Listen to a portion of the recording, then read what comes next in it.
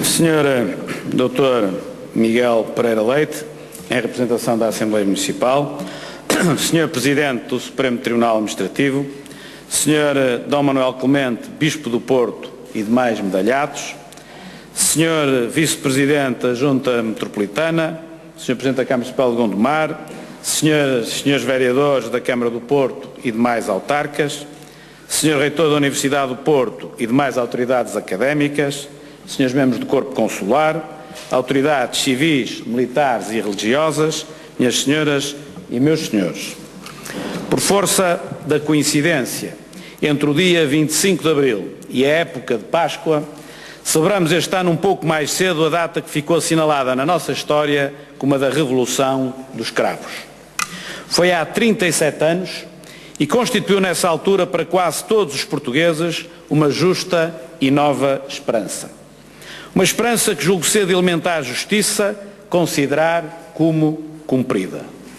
Apesar das décadas de 50 e 60 terem sido épocas de ouro em termos de crescimento económico em Portugal, havia que as complementar com a democratização, a descolonização e o desenvolvimento, os famosos 3Ds do 25 de Abril.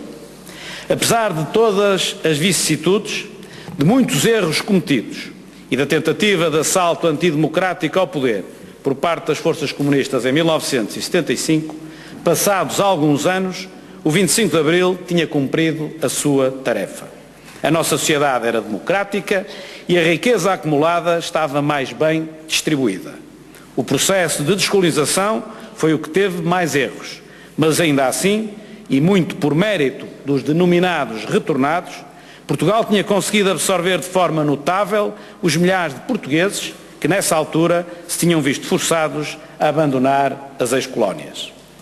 Após a integração na CEE, Portugal conheceu um novo período de crescimento económico, menos intenso e menos prolongado do que aquele que tinha conhecido antes da Revolução, designadamente após a nossa adesão à EFTA, mas ainda assim, um período em que nos aproximamos notoriamente do nível de vida dos nossos parceiros comunitários.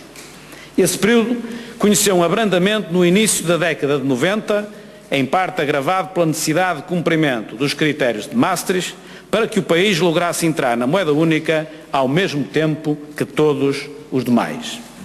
O êxito no cumprimento desses critérios, que mais não eram do que critérios de respeito pelo equilíbrio das finanças públicas e pela estabilidade cambial, permitiu-nos, após 1995, enormes ganhos que, infelizmente, não soubemos aproveitar.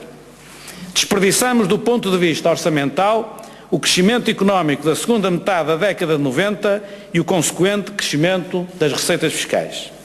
Desperdiçamos a brutal queda da despesa em juros da dívida pública, por força da aproximação da taxa de juros do escudo à taxa de juros do marco no seu trajeto para a moeda única. Desperdiçamos a enorme receita proveniente das privatizações que, segundo a lei e o bom senso, deveria ter sido canalizada para a redução da dívida pública e não para alimentar o monstro orçamental que se estava a criar. Uma situação ainda mais criticável do ponto de vista da estratégia económica de médio e longo prazo, quando sabemos que as exportações pouco significaram nesse crescimento, que assentou fundamentalmente na procura interna, com particular impacto nos preços dos bens não transacionáveis. O crescimento dos salários, acima do da produtividade, ditou a perda de competitividade da nossa economia, mas ditou também um nível desproporcionado de consumo que, apoiando-se igualmente na queda das taxas de juros, levou à inevitável degradação da nossa balança de pagamentos e à consequente acumulação de dívida ao exterior, que é precisamente o maior problema económico e financeiro que hoje temos pela frente.